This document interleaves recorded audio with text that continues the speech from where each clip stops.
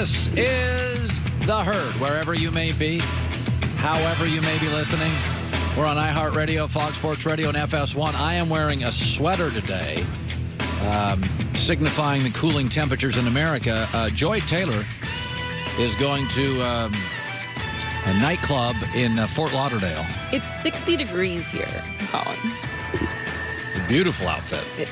Thank you. It's my favorite color. I really like it. Very cool. Can I talk about that, or is that not cool? No, I still think you're a fine journalist and everything. A journalist is a strong term for what You're not a journalist? No, I do not consider myself to be a journalist. You're an opinionated reporter. Doesn't that sound like a contradiction? I think the appropriate term would be an opinionist. Yeah, you're an opinionist. Yeah. Yeah, you got good opinions. I gather facts and then that's right. Give my opinion. That's the same way. Yeah. Because journalists have, well, at least in my mind, a responsibility to just give facts. That does not mean you're not responsible. I am responsible. With Big J stands for you-know-what on the show. I'm responsible with my opinion. Right. I'm just not responsible to give you the facts. Know what I'm giving you is my opinion. That's right. And we're big fans of that opinion. Yes.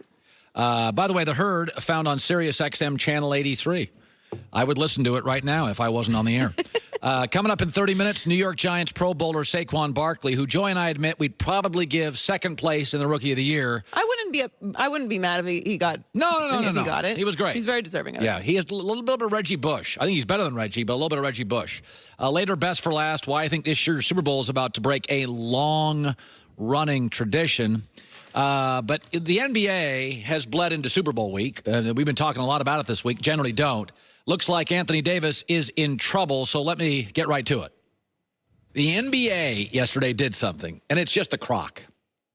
You know I've been pro player forever. There's terrible billionaires. They move teams all over the place. I mean, Cleveland before LeBron and after is a poorly run business. Doesn't matter if it's an NBA team or a waste management business. Sometimes it feels like both. It's bad. It's poorly run. So yesterday, the NBA fines Anthony Davis and his agent $50,000 for publicly requesting a trade. By the way, the NBA media, guys like me, ask players all the time if they want to stay somewhere. So a player can't talk about, like, his future. Now, think about this. The NBA encourages its star players to talk about politics, to talk about social issues, talk about the president. They encourage that. But if a player talks about hoops, there's a $50,000 fine. Well, then are you going to make sure that NBA media doesn't ask LeBron or Kyrie Irving or Anthony Davis or Kawhi Leonard about where do you want to play? You don't quite understand this. Okay, I read this morning LeBron could get fined for tampering. Really? Don't you encourage all your stars to go to social media? LeBron's on social media all the time. Isn't that the strength of the NBA? They're better than the NFL on social media. But you're going to fine them as long as they tweet about the president, social issues, policy. But if you tweet about a basketball player, we're going to fine you $50,000. This is a charade. It's a con job. There's always been two stories in sports. The one league sell you and then the truth. This is a con job. The NBA loves this. Adam Silver absolutely loves this. That's why the fine's only $50,000. $50,000 for a major agent and a superstar in the NBA? That is tip money for the rest of us. By the way, do you think it's a coincidence? I mean, Joy and I have been in this business a while. That the Anthony Davis, LeBron Laker thing broke at 7 a.m. Eastern Super Bowl week on Monday. So as all the sports radio stations in America, the 6,000 sports radio stations, are jumping into their NFL talk, what do you know? The story broke at 7 a.m. on Monday of Super Bowl week and flooded every show. This is the big con. The NBA loves this. You don't think the NBA loves? LeBron's been out for a month. The ratings have been sagging since he left. You don't think they like LeBron, Laker, Anthony Davis talk, Kyrie to the Laker talk? They love this stuff. This, in America today, NFL is king, and the season's winding down. NBA's number 2, and it's very good on social media, and its stars drive the league. NFL is kind of driven by the system, kind of the brand, the shield. NBA is driven by its stars. You don't think Adam Silver loves that his stars are getting talked about on Super Bowl week, that I'm not leading my show. Adam Silver's told me before. He listens. He watches all this stuff. He takes the temperature of the room. Sports is all about real estate. And February, the NFL has been encroaching on the NBA's real estate for years. They've moved around free agency. They can move combines and drafts to get in the way of the NBA. This is the NBA firing back an arrow. Oh, it's Super Bowl week. Let's just make sure stories get out. Listen, this is not dangerous for the league. What they're doing is they're patronizing New Orleans. Adam Silver and the league are going, shame on you guys. Shame on you, Rich Paul. Shame on you, Anthony Davis. That is terrible.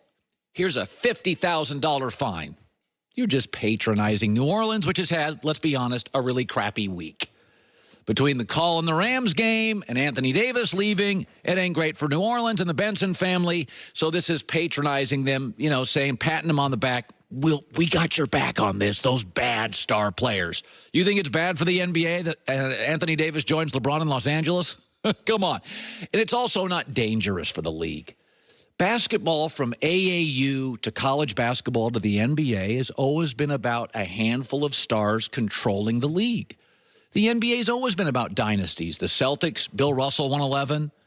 And then you went into the Lakers, Jerry West and Wilt and Gail Goodrich. And then you had, the Pistons and then MJ and then Shaq and Kobe. And now we have the Warriors. The Miami Heat thing was like very, very close to a dynasty. 2 titles, 4 years.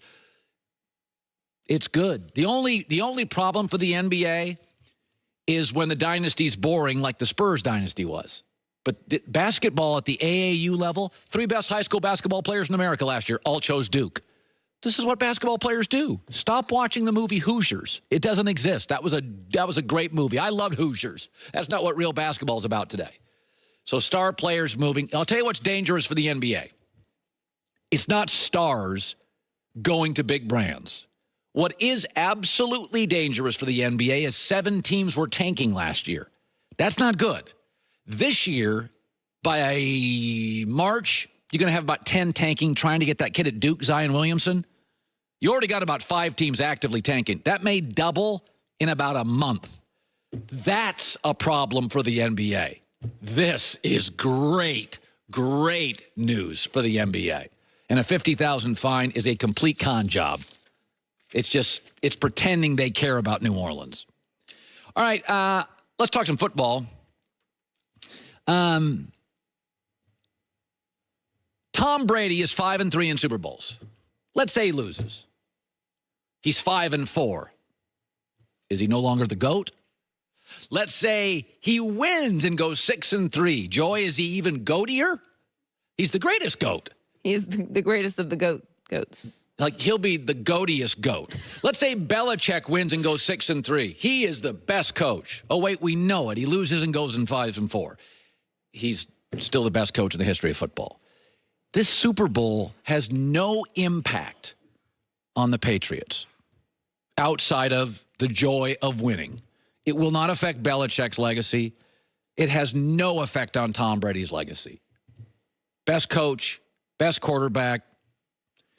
Phillip Rivers in this game, that would affect it. But I'll tell you, if the Rams win this game, it is a complete game changer for a lot of people. Let's start with Sean McVay, 33-year-old head coach, Super Bowl champ, beats the reigning American domestic football genius. It would be massive for Sean McVay.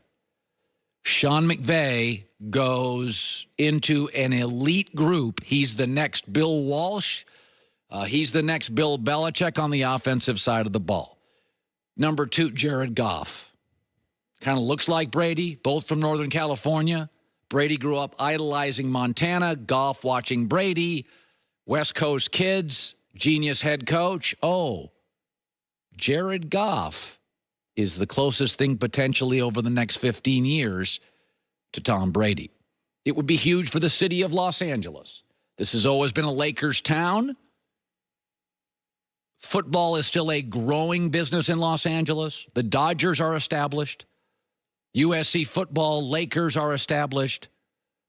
this would be a movement. This would be pulling people away. Super Bowls have a way of changing cities. It would also be number 4, big for other stars in this league. The Rams went heavily into free agency and into big diva names. Historically, that was dumb guy territory. Smart GMs did not do that. But for guys like Le'Veon Bell, guys on the market, it is big for players. And let me add this. If the NFL had to pick a side who wins this game, they'd want Los Angeles. About 5 or 6 years ago, I worked at the other place. I was told by an executive the NFL wanted to become more entertainment-driven. They understood they were now a television show more than a sport. Los Angeles is the entertainment capital of North America. Since I heard that 6 years ago, Vegas is going to have a team. Los Angeles has 2 teams. They're moving the NFL Combine here. They've and completed about 60% of a new stadium, and Super Bowls and the NFL Network will take place in that stadium. This would be good for the league. McVay, Goff, City of LA, free agency as a whole, NFL. This game means nothing for Tom Brady's legacy, absolutely nothing for Belichick, but it is a game changer if the Rams win.